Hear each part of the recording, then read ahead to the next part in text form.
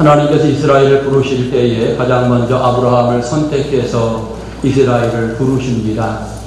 이 일 진행해 나가는 모든 과정 속에 하나님은 아브라함에게 직접 말씀하시면서 모든 일들을 진행케 하셨습니다. 아브라함, 이삭, 야곱, 그리고 애굽에 내려가며 요셉과 더불어서 하나님이 함께 하셨고 모든 일은 하나님의 명령에 의해서 진행이 되었습니다.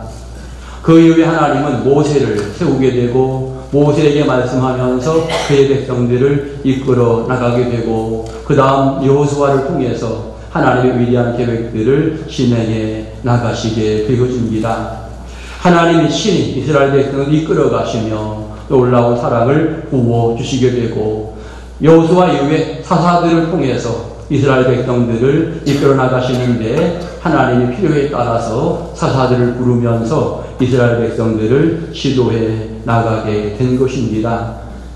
그때까지는 어떤 면에 신정 정치라고 표현할 수 있도록 하나님이 모든 것을 진행해 나가셨고 사무엘이 등장하게 되면서 이제 백성들이 왕을 세워달라 이렇게 말하게 되면서 이 첫 번째 왕 사울 왕이 등장이 되어집니다.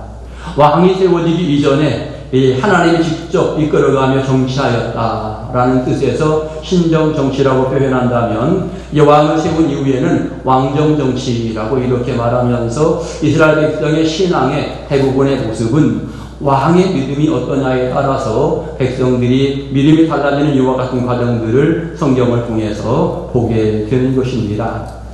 첫 번째 왕 사울 왕입니다. 하나님께서 사무엘을 통하여서 사울 왕을 세우게 되어지는데 그가 처음 왕이 될 때에는 굉장히 겸손한 왕으로 이렇게 성경은 언급을 하고 있는 것입니다. 특별히 사무엘이 이제 왕을 사울에게 세우고자 할 때에 그가 이렇게 말합니다. 하나님께서 왕을 스스로 작게 여기실 때에 이스라엘 왕으로 삼으셨습니다.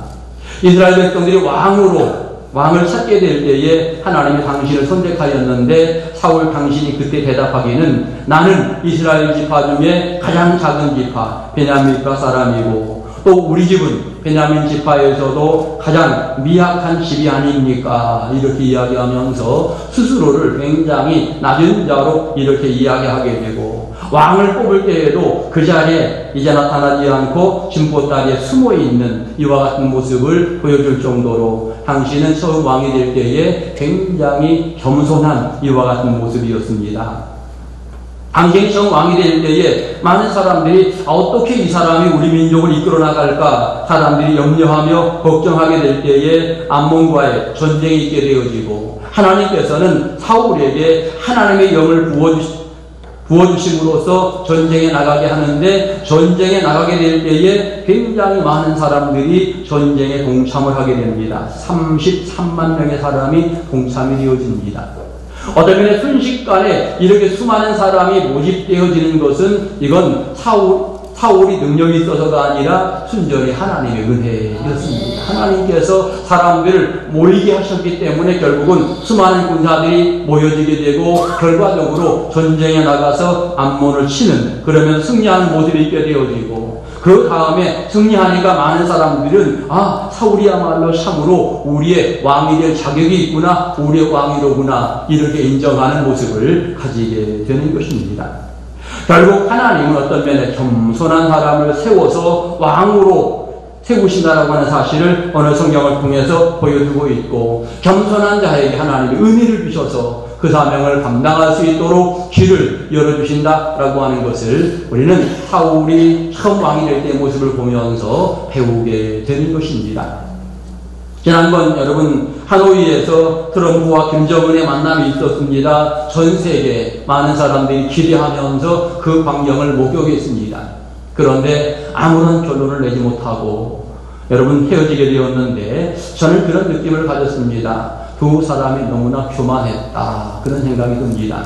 트럼프도 교만했고 김정은도 너무나 교만했다라고 하는 이와 같은 생각을 하면서 결국은 교만하였기 때문에 그들 서로가 자기의 주장만 내세우고 서로 양보하지 않는 이와 같은 부분으로의 모습을 가지게 될 때에 아무런 타결책이 나오지 않았음을 보게 되어지고 또 하나 저는 생각합니다. 우리 정부도 마찬가지입니다. 우리 정부도 여러분 조심해야 합니다. 교만하면 누구든지 망할 수밖에 없다.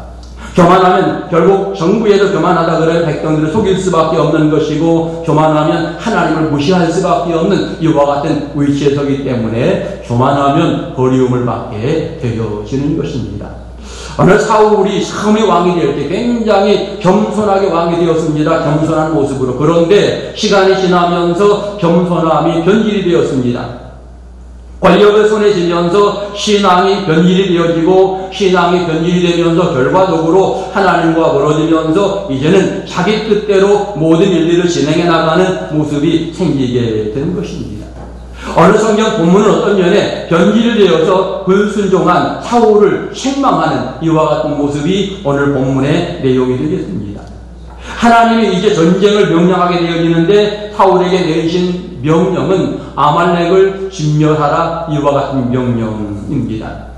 이 하나님의 진멸이라고 하는 이 명령은 어떤 면에 애굽의 모든 아말렉의 모든 족속을 다 진멸하는 이와 같은 그 부분이 되겠습니다. 이유는 과거에 이스라엘 백성들이 출애굽하게 될 때에 사실은 출애굽하는 과정 속에 아말렉이 이스라엘을 괴롭힌 일이 있습니다. 그래서 그 일에 대해서 원수를 갚겠다 하나님이 말씀하셨는데, 오늘 사울에게 그 원수를 갚으라고 명령하게 되어지면서 진멸하라. 헤렘이라고 하는 이 용어는 아무것도 남기지 말고, 생명체에 있는 모든 것을 절대로 남기지 말고 다 죽이라고 하는 이와 같은 명령이었습니다. 그런데 놀랍게도 이제 이 명령이 있음에도 불구하고 전쟁을 통해서 그가 여러 가지 부분들을 남기게 되는 것이 오늘 성경의 내용인 것입니다. 좋은 것들을 남기고 심지어는 아각 왕을 살리는 이와 같은 모습으로 일일이 진행되면서 결과적으로 이 전쟁, 하나님이 명령한 전쟁인데 하나님 명령대로 진행된 것이 아니라 왕 자기의 생각대로 전쟁이 진행되면서 이것이 문제가 되어진 것입니다. 하나님의 명령보다 인간의 생각이 앞서면 거기에는 항상 문제가 생기게 됩니다. 탈취하기에만 급한 이와 같은 모습을 보이면서 여호와 보시기에 악을 행하였음을 오늘 성경을 통해 기적을 하고, 결국 이것은 점치는 죄와 같다 또는 완고한 사신을 섬기는 우상에게 절하는 죄와 같다라고 이야기하면서 사무엘이 사울의 죄를 확실하게 지적하는 모습을 우리가 성경을 통해서 보게 되는 것입니다. 그런데 더 놀라운 것은 이 사무엘의 지적 앞에 사울이 핑계를 댄다라고 하는 사실입니다. 어떤 면에 그는 이렇게 말합니다. 나는 여호와의 목소리를 천정하여 아말렉을 치러 전쟁에 나갔습니다. 전쟁에 나간 것은 순종한 거 아닙니까? 라고 이렇게 이야기를 하고 있습니다. 전쟁에서 승리하였습니다. 승리한 것은 하나님의 은혜이고 내가 순종하였기 때문에 가능한 모습입니다. 라고 이렇게 이야기하고 있는 것입니다. 전쟁 승리의 모습으로 자기의 모든 잘못을 덮으려고 하는 이와 같은 모습이 있습니다. 더 나가서 전쟁이 끝난 다음에 그가 어디로 가냐면 길갈에 가서 기념비를 세우려고 하는 모습을 보여줍니다. 이것은 이 전쟁의 주관자 하나님을 인정하는 신앙이기보다는 자기 자신의 공을 세우려고 하는 또 하나의 모습으로도 생각이 되어지기 때문에 참으로 잘못된 이와 같은 모습이 되어지는 것입니다. 하지만 그는 잘못된 것을 인정하지 않고 거기에서 핑계를 대는 이와 같은 모습을 보여주고 있는 것입니다. 아말렉 왕 아각을 끌고 왔지만 아말렉의 모든 사람을 다 진멸하였습니다 라고 이렇게 이야기하면서 왕을 살려둔 것을 별거 아닌 것처럼 생각하는 이런 모습을 이제 사울이 보여주고 있는 것입니다. 그리고 더 나아가 다만 백성들이 마땅히 멸할 것 중에서 가장 좋은 것을 남기면서 이제 이렇게 짐승들이 많이 있습니다 라고 말하고 자기 어떤 잘못을 백성들에게 전가하는 듯한 이와 같은 모습까지 보이게 되는 것입니다. 여러분, 지도자는 문제가 생길 때 문제 앞에 정직해야 합니다. 아랫사람에게 책임 전가하는 것은 나쁜 지도자의 모습입니다. 여러분, 잘못을 인정하는 것이 어떤 면에 가장 소중한 은혜를 받는 하나의 출발점이 되겠고, 진정으로 회개하며 뉘우치는 이 신앙의 모습이 어떤 면에는 새 인생이 열리는 하나의 방법일 텐데, 어느 사울은 회개하기보다는 계속해서 이런저런 핑계를 대면서 자기의 행동을 합리화하려고 하는 이와 같은 모습을 보이게 될 때, 여러분, 그것은 하나님으로부터 책망받을 수밖에 없는 또 하나의 모습인 것입니다.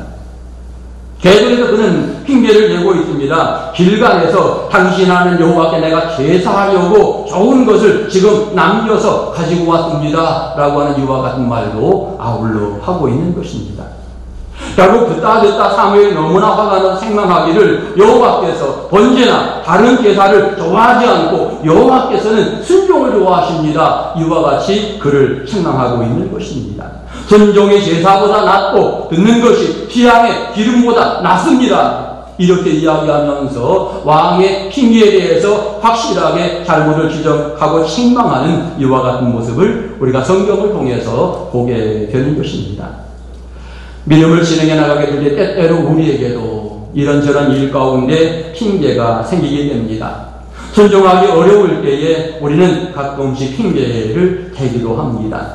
전도할 때 때때로 사람들은 말합니다. 나 바빠서 교회 못 가요. 이렇게 이야기하는 사람들 우리는 많이 보게 되는데 엄밀히 말하면 그것은 또 다른 핑계의 하나의 모습입니다.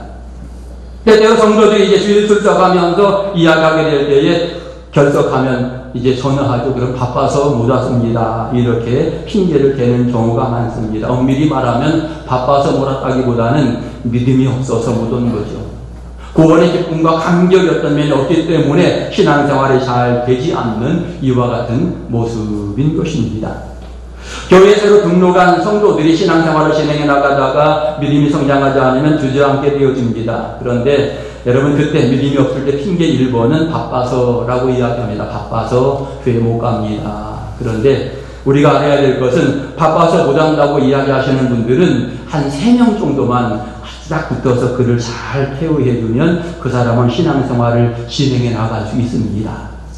여러분 바빠서 못 한다고 이야기하는 사람들 주변에 많이 보게 될 텐데 여러분 서로 사람이 좀 사랑을 가지고 관심을 가지고 그에 가까이 나아가시기 바랍니다. 그러면 새롭게 신앙생활 출발이 되어질 것입니다. 두 번째 또 다른 핑계가 있는 어떤 사람들은 남편이 반대해서 시부모가 반대해서 내가 교회 못 갑니다 라고 이렇게 이야기합니다. 이렇게 이야기하는 사람들은 한 5명은 붙어야 됩니다. 이분들은 조금 더 어렵거든요. 목회자를 비롯해서 장로님, 권사님, 또 구역의 일꾼들, 또 선교의 일꾼들 한 5명이 딱 붙어서 그를 계속해서 찾아가고 붙들어주고 이끌어주면 여러분 그 핑계가 사라지게 되고 함께 신앙생활할 수 있는 좋은 기회가 되어지는 것입니다.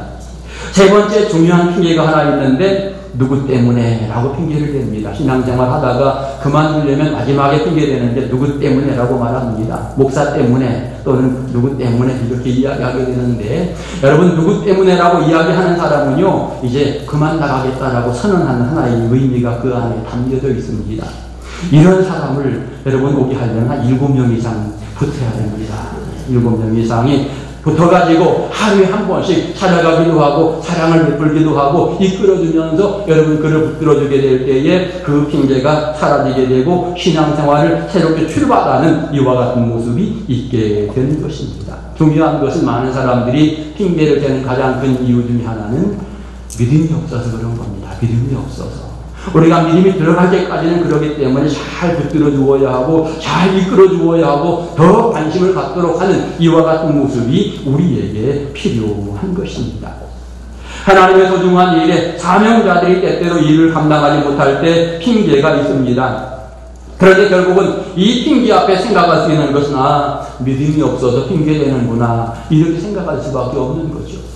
정말 돈독한 신앙의 사람, 은혜와 기쁨이 넘치게 되면 사명을 감당하려고 애쓰게 되고 말씀대로 살려고 노력하는 이와 같은 모습이 생기게 되는 것입니다. 가장 중요한 게 믿음의 문제인 것입니다. 오늘 사울 왕이 오늘 거짓말을 하고 있는데 결국 이것은 믿음의 문제입니다. 하나님을 인정하는 분명한 믿음이 확실치 않을 때 하나님의 명령에 따라 순종해야 되겠는데 이런 생각이 제대로 들지 않게 될 때에 믿음이 안락하기 때문에 그와 같은 모습들이 생기게 되는 것입니다. 일반적으로 믿음의 문제 가운데 믿음이 약해지는 사람들은 믿음이 약하면 계산이 앞서게 됩니다. 계산을 먼저 합니다. 믿음이 연약해지면 비코스를 찾게 되어집니다. 또 다른 방법을 찾게 되고, 믿음이 연약해지면 인간적인 방법을 찾게 되고, 믿음이 연약해지면 한 걸음 뒷걸음 치는 것이 사람들의 모습이고, 믿음이 약해지면 불평과 원망을 먼저 찾는 것이 사람들의 모습입니다. 그런데 정말 믿음의 사람은, 믿음이 있는 사람은 환경이 어떠하든지 주님만 바라봅니다. 진정한 믿음의 사람은 누가 뭐라고 해도 크게 신경 끄지 않고, 내가 말씀대로 살아야지, 말씀만 바라보는 모습이 있게 되는 것입니다. 믿음이 제대로 되어 있는 사람은 내 가정에 혹시 환난이 다가와도 기도하면서 하나님과 더욱더 가까이 살려고 하는 이와 같은 모습이 있게 되고, 믿음이 있는 사람은 어떤 여건과 환경 속에서라도 하나님께는 더 가까이 한 걸음 나아가는 이와 같은 모습을 가지게 되는 것입니다. 그리고 믿음이 있는 사람은 모든 상황에 이제 감사할 수 있는 이와 같은 모습이 생기게 되는 것입니다. 그러기에 믿음이 있느냐 없느냐에 따라서 감사할 수 있고, 그러지 않으면 핑계댈 수밖에 없는 이와 같은 모습이 생기게 되는데, 사울 왕은 믿음이 없기 때문에 지금 여러 가지 모양의 핑계를 대는 이와 같은 모습을 보이고 있고, 결국 여기에 사무엘이 그의 잘못을 지적하고 있는 확실한 모습을 오늘 성경을 통해서 보여주고 있는 것입니다.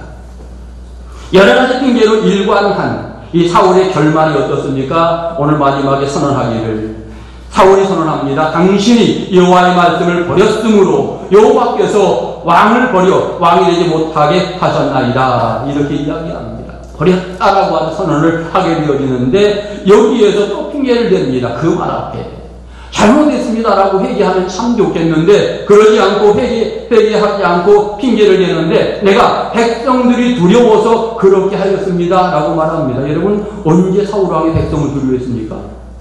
두려워한 모습이 전혀 없어요. 다 자기 마음대로 했지. 그런데 지금 이 시점에서 내가 백성들이 두려워서 그렇게 하였습니다라고 사울이 핑계를 대고 있는 것입니다.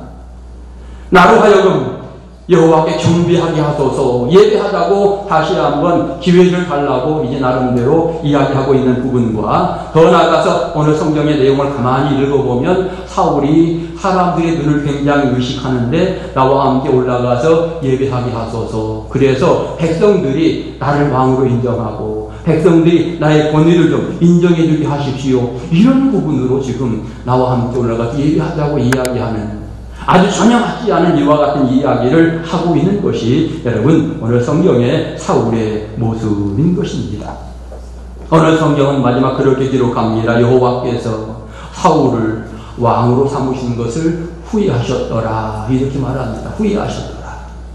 정말 처음에는 겸손하게 하나님의 일을 감당할 만한 일꾼으로 그를 선택해서 하나님께서 그를 이스라엘의 초대 왕으로 세웠는데, 결과적으로 이제 그의 마지막 시기에 하나님과 바르게 서지 못하면서 믿음을 다 까먹은 채 어떤 면에 핑계대면서 잘못을 인정하지 않는 그릇된 모습을 보이게 될 때 하나님이 후회하셨더라, 이렇게 성경은 기록을 하고 있는 것입니다. 우리는 생각해 보아야 합니다. 하나님이 나에게 어떤 사명을 맡겼는데, 어떤 일들을 맡겼는데 맡기시고 혹시라도 후회하시진 않는 건가 생각해 보아야 합니다. 우리가 어떤 일 앞에서 열심히 그 일들을 감당하면 하나님이 기뻐하실 것입니다. 그런데 우리가 잘못 생각해서 믿음이 없어서 이런저런 핑계대고 다음에 해야지라고 이야기한다면 하나님이 마음이 아프실 것입니다. 후회하실 수 있는 겁니다.